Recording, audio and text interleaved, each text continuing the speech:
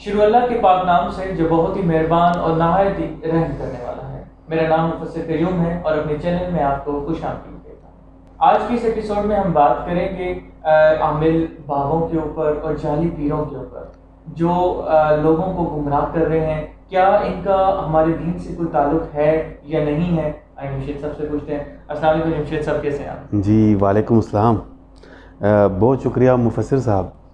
آج آپ نے جو ٹاپک ڈھونڈا ہے واقعی یہ آج کل ہمارے معاشرے کا ایک ناسور بن چکا ہے۔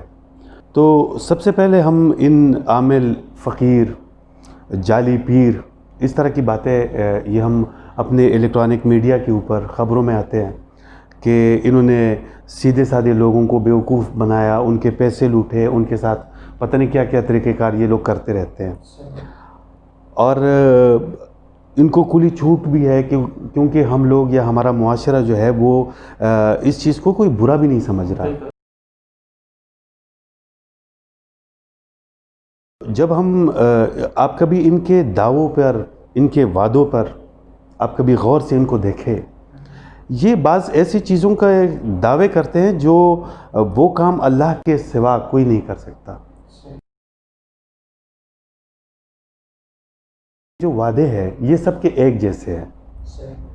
آپ ہندو عامل کو لیں، عیسائی عامل کو لیں، کسی مسلمان عامل کو لیں، ان سب کے یہ دعوے ایک طرح کی ہے، سیم ہے، بالکل برابر ہے، ایک جیسی ہی ہے، سیم ٹو سیم۔ اب اس سے آپ اندازہ لگا سکتے ہیں کہ ان عاملوں کا کسی دین یا کسی مذہب سے کوئی تعلق ہو سکتا ہے؟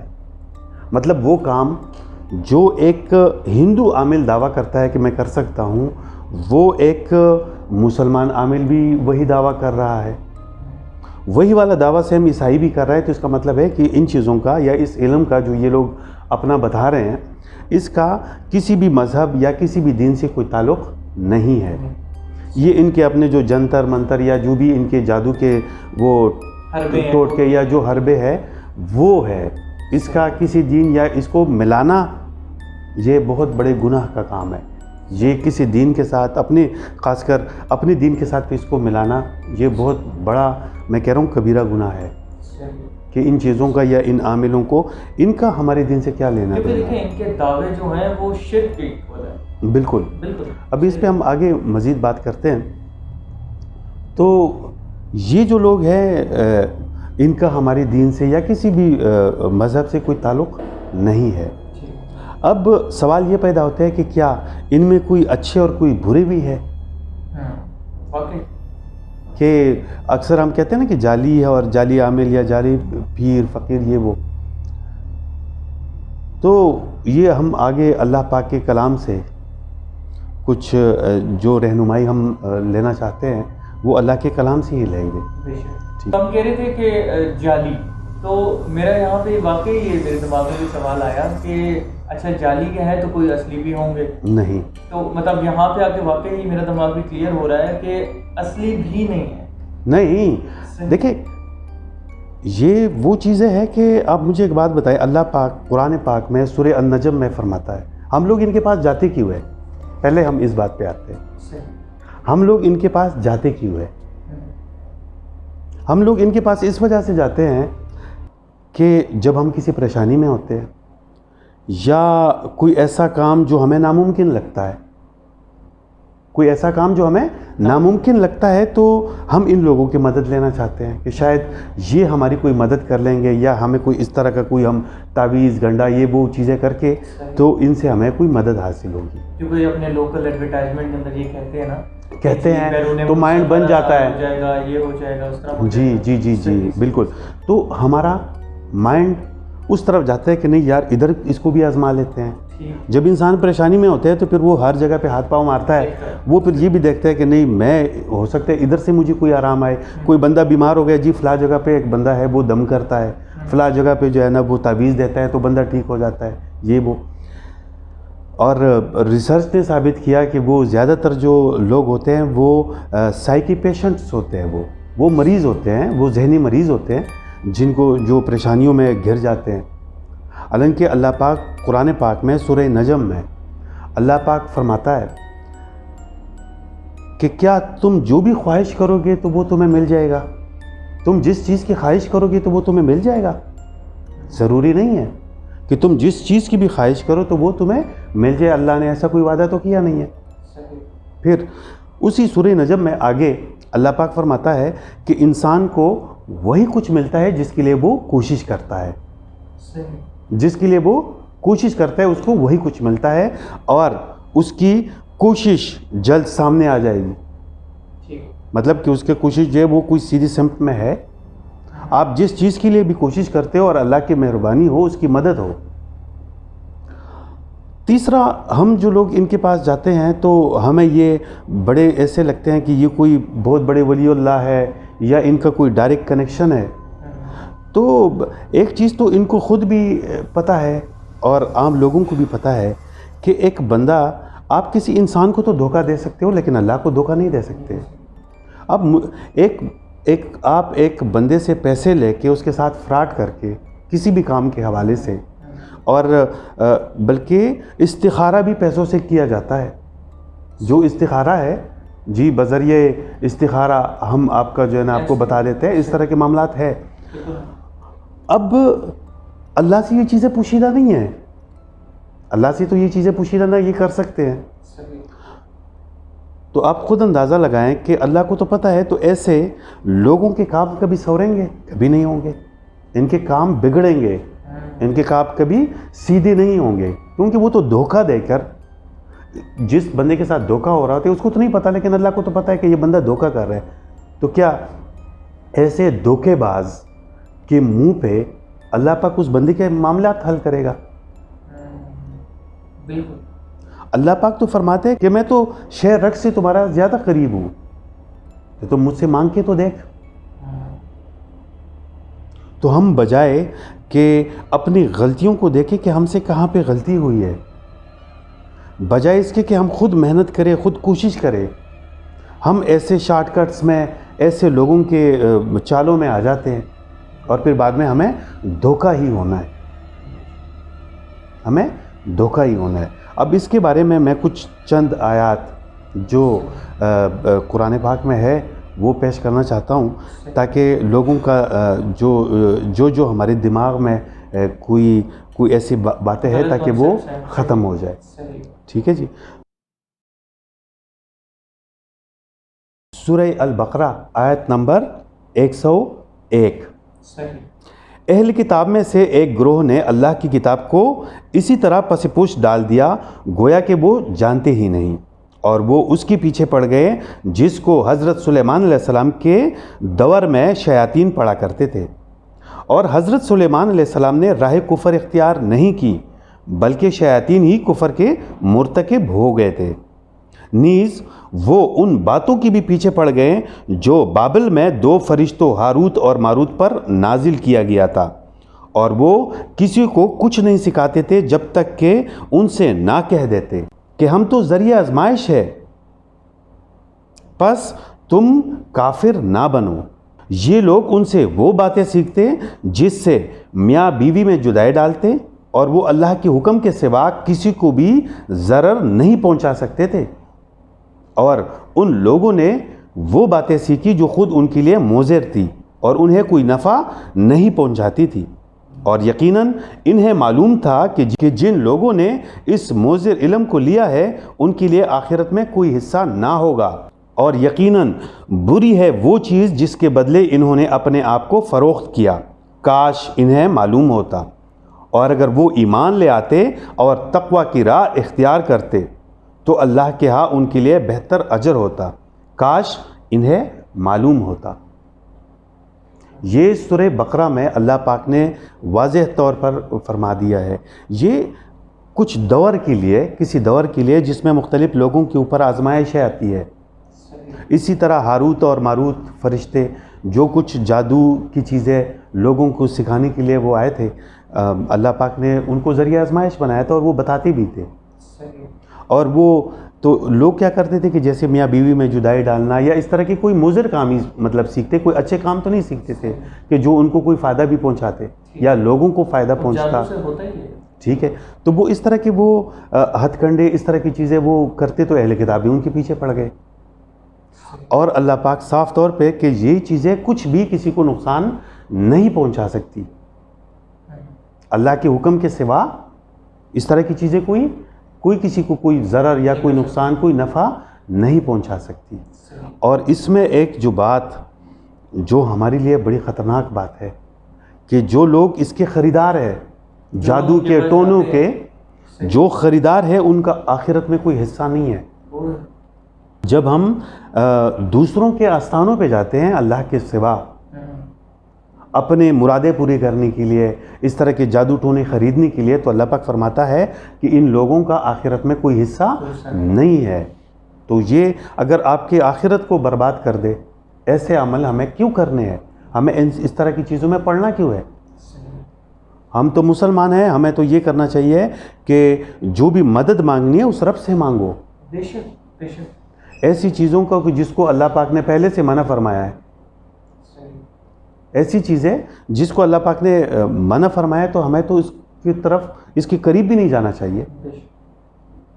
ہمیں یہ ایسے اپنے اوپر حرام کرنا چاہیے جیسے ہم شراب کو، سور کے گوشت کو اپنے اوپر حرام سمجھتے ہیں. تو ہمیں تو اس طرح کی چیزوں کے نزدیک نہیں جانا چاہیے.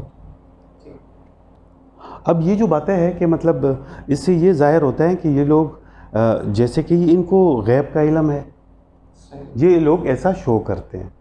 حالانکہ قرآن پاک میں سورہ نمل آیت نمبر 65 میں اللہ پاک فرماتا ہے کہ ان سے کہہ دیجئے کہ جو مخلوق زمین اور آسمان میں ہے، ان میں سے غیب کی باتیں اللہ کے سوا کوئی نہیں جانتا، اور نہ یہ جانتے ہیں کہ انہیں دوبارہ زندہ کب کیا جائے گا. اب غیب کا علم تو اللہ پاک نے فرمایا کہ اس کے سوا کوئی نہیں جانتا. دوسری جگہ پر یہ جو علم غیب کی بات ہے کہ مطلب ان لوگوں کو کوئی غیب کا علم تو ہے نہیں. ٹھیک ہے، اس میں آپ کی رونٹیں کھڑی ہونے والی، میں آپ کو ایک قرآن کی آیت پڑھ کے سناؤں گا، اس سے آپ کو پھر بالکل یہ بات واضح ہو جائے گی کہ آپ کا جو سوال تھا کہ ان میں اچھی بری بھی کوئی ہے. ٹھیک ہے، اس کائنات میں اللہ کے سوا اگر ہم کسی کو بڑا مانتے ہیں تو وہ پیارے نبی پاک صلی اللہ علیہ وآلہ وسلم کی ذات ہے، جو ہمارے لیے جو ہمارے نبی ہے. اور اللہ کے بعد اگر ہم کسی ہستی کو مانتے ہیں تو ان کو مانتے ہیں، کیونکہ ہم اللہ کو جانتے ہی نبی پاک صلی اللہ علیہ وسلم کے ذریعے سے ہی ہے.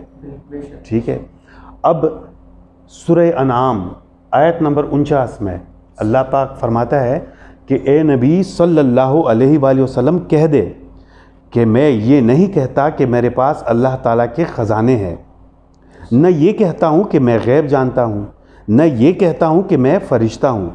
میں تو بس اسی حکم پر چلتا ہوں جو مجھ پر وحی کی جاتی ہے.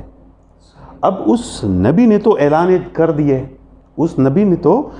کر دیے کہ میرے پاس اللہ کے خزانے نہیں ہے کہ میں آپ کو کچھ دے سکوں، نہ میں غیب جانتا ہوں، نہ میں یہ کہتا ہوں کہ میں فرشتہ ہوں.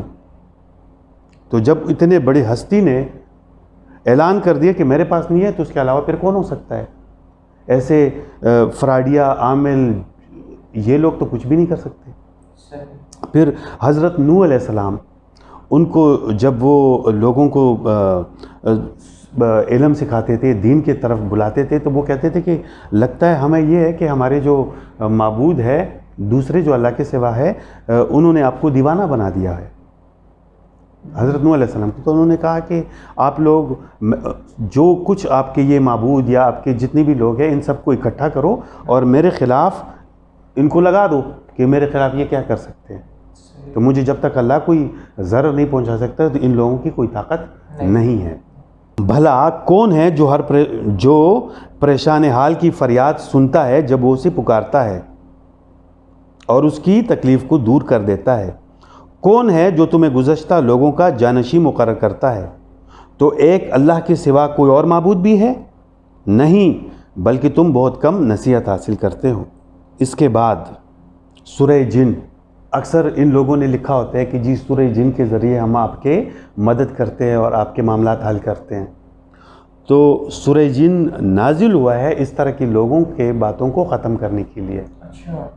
تو ہم پہلی آیت سے شروع کرتے ہیں اس کا ترجمہ کہ اے رسول آپ فرما دیجئے کہ میرے پاس وہی آئی ہے کہ جنوں کے ایک گروہ نے کان لگا کر قرآن کو سنا، پھر انہوں نے اپنے لوگوں سے کہا کہ ہم نے ایک عجیب قرآن سنا ہے جو رائے ہدایت دکھاتا ہے، پس ہم تو اس پر ایمان لے آئے، اور ہم اب اپنے رب کا کسی کو شریک نہ بنائیں گے، اور یہ کہ ہمارا رب بڑی اونچی شان والا ہے، نہ اس نے کسی کو اپنی بیوی بنایا اور نہ کسی کو بیٹا، اور یہ کہ ہم میں سے جو بیوقوف ہے وہ اللہ تعالیٰ کے متعلق بے بنیاد باتیں کہا کرتے تھے، اور ہم تو اس خیال میں تھے کہ انسان اور جن اللہ پر کسی طرح کا بہتان نہ باندھیں گے، اور یہ کہ انسانوں میں بہت سے لوگ بعض جنوں کی پناہ لینے لگے تھے، اسی طرح ان لوگوں نے انہیں اور بھی زیادہ مغرور بنا دیا، اور جس طرح تم خیال کیا کرتے ہو انہوں نے بھی خیال کر رکھا تھا کہ اللہ تعالیٰ کسی کو دوبارہ زندہ نہیں کرے گا، اور یہ کہ ہم نے آسمان میں گھوم کر دیکھا تو اس کو ہم نے سخت پہروں اور شعلوں سے بھرا ہوا پایا، حالانکہ پہلے ہم وہاں بہت سے مقامات میں باتیں سننے کے لیے جا بیٹھا کرتے تھے، لیکن اب جو کوئی سننا چاہے تو وہ اپنے لیے ایک شعلہ طاق میں پائے گا، اور ہم نہیں جانتے کہ زمین پر رہنے والوں کے لیے کوئی نقصان پہنچانا مقصود ہے یا ان کا رب ان کو رائے ہدایت پر لانا چاہتا ہے، اور یہ کہ ہم میں بعض نیک ہے اور بعض کچھ اور طرح کے، اور ہم بھی مختلف طریقوں پر تھے، اور اب ہمیں یقین ہے کہ ہم نہ تو زمین میں اللہ تعالیٰ کو ہرا سکتے ہیں اور نہ بھاگ کر اس کو عاجز کر سکتے ہیں، اور یہ کہ جب ہم نے ہدایت کی بات سن لی تو ہم اس پر ایمان لے آئے، پس جو کوئی اپنے رب پر ایمان لے آئے گا تو اس کو نہ کسی نقصان کا ڈر ہوگا اور نہ کسی زیادتی کا، اور یہ کہ ہم میں سے بعض بھی انصاف ہے، پس جو فرمان بردار ہو گئے تو انہوں نے سیدھی راہ ڈھونڈ نکالی، اور جو ظلم کرنے والے ہیں وہ دوزخ کا ایندھن ہوں گے۔ صدق اللہ العظیم۔ اب اس میں کہ انہوں نے کھلے عام کہہ دیا کہ ہم آسمان کی طرف جاتے بھی ہیں جن، تو اس کو تو ہم نے سخت پیروں میں دیکھا، ہمیں تو کوئی پتہ نہیں ہے کہ اس کا جو رب ہے وہ اہل زمین کے لیے انہوں نے کوئی بھلائی لکھی ہے یا کوئی ان کی آزمائش ہے، ٹھیک ہے۔ تو یہ سورہ جن میں کچھ مقامات تھے کہ جو پڑھنا ضروری تھا، اور اللہ ہی تو ہے جس نے تم کو ایک شخص سے پیدا کیا اور اس سے اس کا جوڑا بنایا تاکہ اس سے راحت حاصل کرے، سو جب اس کے پاس جاتا ہے تو اسے ہلکا سا حمل ٹھہرتا ہے اور وہ اس کے ساتھ چلتی پھرتی ہے، پھر جب کچھ بوجھ معلوم کرتی ہے تو دونوں میاں بیوی اپنے پروردگار سے التجا کرتے ہیں کہ اگر تو ہمیں صحیح و سالم بچہ دے گا تو ہم تیرے شکر گزار ہوں گے۔ جب وہ ان کو صحیح و سالم بچہ دیتا ہے تو اس کا شریک مقرر کرتے ہیں، وہ شرک کرتے ہیں، اللہ تعالیٰ کا رتبہ اس سے کہیں بلند ہے، کیا وہ ایسے کو شریک بناتے ہیں جو کچھ بھی پیدا نہیں کر سکتے اور خود پیدا کیے جاتے ہیں، اور نہ ان کی مدد کی طاقت رکھتے ہیں اور نہ اپنی ہی مدد کر سکتے ہیں، اور اگر تم ان کو سیدھے رستے کی طرف بلاؤ تو تمہارا کہا نہ مانے، تمہارے لیے برابر ہے کہ تم ان کو بلاؤ یا نہ بلاؤ، جن کو تم اللہ کے سوا پکارتے ہو وہ تمہاری ہی طرح کی انسان ہیں، ٹھیک ہے۔ تو اس میں مطلب یہ ان چیزوں میں بھی کہ اللہ تعالیٰ نے کلیئر کر دیا بات، کہ مطلب ہم کرتے ہیں نا کہ جی بیٹا دے دے، بیٹی دے دے، اولاد دے دے، وہ پھر اس طرح کے لوگوں کے پاس ہمارا آنا جانا شروع ہو جاتا ہے، پریشانی ہوتی ہے، ٹھیک ہے۔ تو اللہ پاک قرآن میں فرماتا ہے کہ میں جس کو چاہتا ہوں بیٹے عطا کرتا ہوں، جس کو چاہتا ہوں بیٹیاں دیتا ہوں، جس کو چاہتا ہوں ملا جلا کر دیتا ہوں بیٹے اور بیٹیاں، اور جس کو چاہتا ہوں بانجھ رکھتا ہوں۔ یہ اللہ کی تقسیم ہے اور وہ بہتر جانتا ہے، ہم نہیں جانتے۔ تو یہ کچھ آیاتیں تھی اور یہ کچھ ایکسپلینیشن تھی ہماری کہ جو ہم ان عاملوں سے، ان پیر و فقیروں سے اپنے آپ کو بچائے اور ایک اللہ پر بھروسہ رکھے، اور جو مانگنا ہے تو اسے رب سے مانگو، بجائے اس کے کہ جو پیسے آپ ان لوگوں پہ خرچ کرتے ہو اور ان کے آگے پیچھے پھرتے ہو اس کے آپ صدقہ کرو، اس کا خیرات کرو، اور اس رب سے اپنا تعلق بناؤ، اس رب سے گڑ گڑا کر دعائیں مانگو، تو وہ تمہاری مدد کرے گا کیونکہ وہ طاقت رکھتا ہے۔ اللہ پہ یقین رکھو، اپنے رب پہ یقین رکھو اور اس طرح کی شرکیہ باتوں میں نہ جاؤ، دنیا میں تو وہ آپ کے لیے نقصان دہ ہے ہی اور آخرت بھی آپ کی برباد کر دے، تو ہمیں اس طرح کی چیزوں سے کافی دور رہنا چاہیے، اور ہمیں اس طرح کے عاملوں یا ستارے کے ذریعے اپنے قسمت معلوم کرنے اور اس طرح کی چیزیں، یہ سب شرکیہ باتیں ہیں. ہم مسلمانوں کو اس سے دور رہنا چاہیے، اور اس میں ہم سے کوئی بھی غلطی یا کوتاہی ہوئی ہو تو اللہ کے حضور ہم معافی کے خواستگار ہیں. شکریہ.